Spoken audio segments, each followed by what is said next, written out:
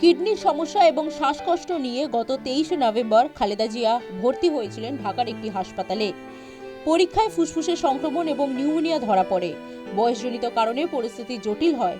গত কয়েকদিন ধরে শারীরিক পরিস্থিতি অত্যন্ত সংকটজনক ছিল। সোমবার মাকে দেখতে হাসপাতালে গিয়েছিলেন খালেদা পুত্র। মায়ের আরোগ্য কামনায় প্রার্থনা করতে বিএনপি সমর্থকদের উদ্দেশ্যে দিয়েছিলেন বার্তা। চিকিৎসকদের সমস্ত চেষ্টা ব্যর্থ হলো মঙ্গলবার সকালে ৮০ বছর বয়সে না ফেরার দেশে পাড়ি দিলেন বাংলাদেশের প্রাক্তন প্রধানমন্ত্রী। তার প্রয়াণের খবর দাবানলের মতন ছড়িয়ে পড়তেই হাসপাতালের সামনে খালেদার ছবি নিয়ে হাজির হয়েছিলেন বহু বিএনপি সমর্থক। এদের মধ্যে কেউ কেউ কান্নায় ভেঙে পড়েন। ঘুম থেকে ওঠার পর আমি শুনতে পেলাম দেশনেত্রী আর আমাদের মাঝে নেই। এক অসীম শূন্যতা, এক মহানেত্রীর প্রস্থান। আমাদের দেশনেত্রীর এই মহাপ্রয়াণে আমরা সবাই শোকাহত। আমরা যারা জাতীয়তাবাদী আদর্শে বিশ্বাসী এবং যারা জাতীয়তাবাদী বিশ্বাসী নয়, সকল জনতা, শ্রমিক, মেহনতি শ্রমিক জনতা সবারই আপসীর নেত্রী ছিলেন আমাদের দেশনেত্রী বেগম খালেদা জিয়া।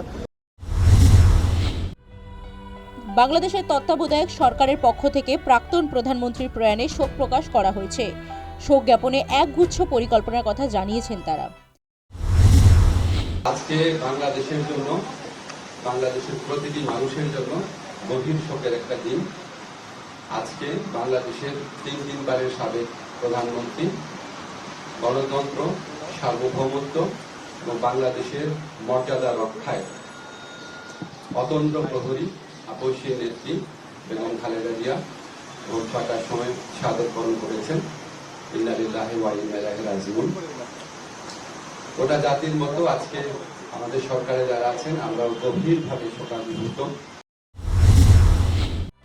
বাংলাদেশের প্রাক্তন প্রধানমন্ত্রী খালেদা জিয়ার প্রয়াণে শোক প্রকাশ করেছেন ভারতের প্রধানমন্ত্রী নরেন্দ্র মোদী। 2015 সালে ঢাকায় খালেদার সঙ্গে বৈঠকের কথা স্মরণ করেছেন। ভারত বাংলাদেশ সম্পর্কে খালেদার অবদানের কথা পোস্টে উল্লেখ করেছেন প্রধানমন্ত্রী। শোক প্রকাশ করেছেন বাংলার মুখ্যমন্ত্রী মমতা বন্দ্যোপাধ্যায়। চিরপ্রতিদ্বন্দ্বিতার প্রয়াণে শোক প্রকাশ করেছেন দেশত্যাগী বাংলাদেশের আরেক প্রাক্তন প্রধানমন্ত্রী শেখ হাসিনা। শেখ মুজিবরের কন্যা হিসেবে বাংলাদেশের রাজনীতিতে প্রতিষ্ঠিত ছিলেন হাসিনা। খালেদার পরিচিতি ছিল প্রাক্তন প্রেসিডেন্ট জিয়াউর রহমানের স্ত্রী হিসেবে। 1991 সালে বাংলাদেশের প্রথম মহিলা প্রধানমন্ত্রী হয়েছিলেন খালেদা। News time.